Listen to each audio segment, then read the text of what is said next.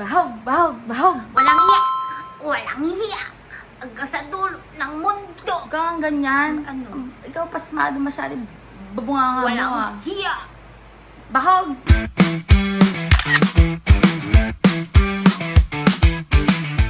Oh, eto mga kabatang helmet. Walang hiya! Ano ba yan? Bastos ka! Hindi ako makaget over Ikaw ba? bastos ka. Yung bibig mo masyadong pasmado. Wala Ay, lang hiya! nagtataka lang ako. Bakit sila yung may impit? Ano ba yun? Parang nachuchok?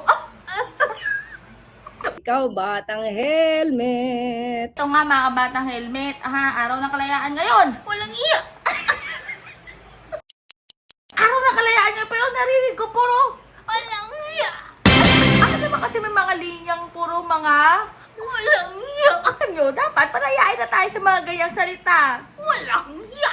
Oh, Happy Independence Day mga kabatang helmet. Ang tanong ko dyan, talaga bang... Ang tanong! Talaga bang malaya na tayo? Malaya na tayo sa mga dayuhan? O malaya na ba talaga tayo sa kapwa natin Pilipino? Na? Eh, mga kapwa Pilipino natin na mga gahaman. Na designated survivor! Eh, si PBBM sa Luneta, kinomemorate. Uy, kanina talaga sa monumento. Wagas mga Oh. batang helmet. Taglakad ako! Bakit? Shout out!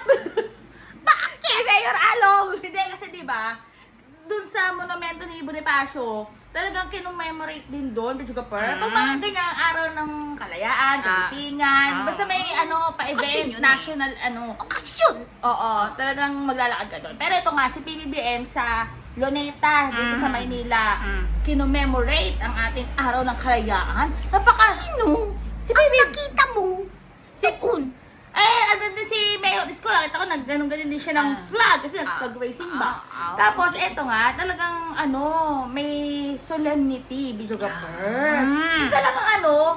Seryoso ba? Seryoso, kasi no-commemorate mo nga yung pagiging malaya ng Pilipinas. Paggalang natin sa At ating nandun din si Seri Patempore, Seto Win Gatchalian. win, win, win! Win! Pero ito nga, meron ding naganap sa Davao naman. Meron din palang doon, Rizal Park sa Davao City. Ano yun? Ginawa lang ba nila yun? Hindi ko alam. Pero syempre, nagbigay na rin ng pahayag. Syempre, nagbigay ng statement. Naglabas ng statement during the interview si Madam Sara Duterte. Hindi ko gusto agawin yung posisyon ni Bongbong Marcos. Gusto ko makita ng taong bayan hanggang sa dulo kung gaano ka walang hiya si BBM.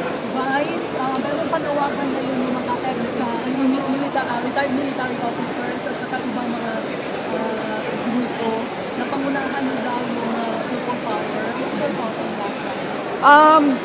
Ako, I am the constitutional successor, no? I am the next in line ayon sa ating constitution. At meron akong sinumpaan noong ako ay nag-assume ng Office of the Vice President. At nakalagay doon that I will preserve and defend the Constitution.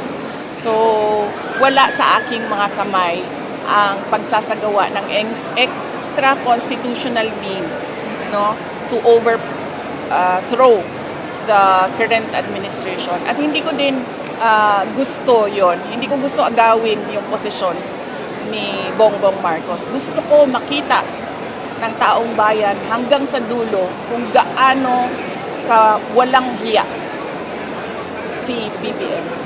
Ito lang naman ang nakaano sa akin doon sa kanyang statement na wala nga daw siyang intensyon na makuha yung pwesto ni PBBM. Ang gusto lang daw niya ay makita kung parang gasan ba? Parang gusto lang daw niya mapakita kung gaano daw ang kawalang hiyaan ni BBM. Yun yung tawag niya BBM, wala nga PBBM, wala nga Pangulo BBM lang tawag ni Madam Sara Duterte. Walang hiya! Sa dulo ng mundo! Ay, Gusto kasali daw ba niyang yung mundo? makita ang pagiging walang hiya. Walang hiya! Ano ba yun? Walang hiya na as in walang hiya? nang Walang hiya. hiya? Walang hiya. O yung walang hiya na in a bad way na, yung walang hiya talaga. Sinong walang hiya? Sino ba? Hindi sasalita ba? Sino? Sinong tunay? Na?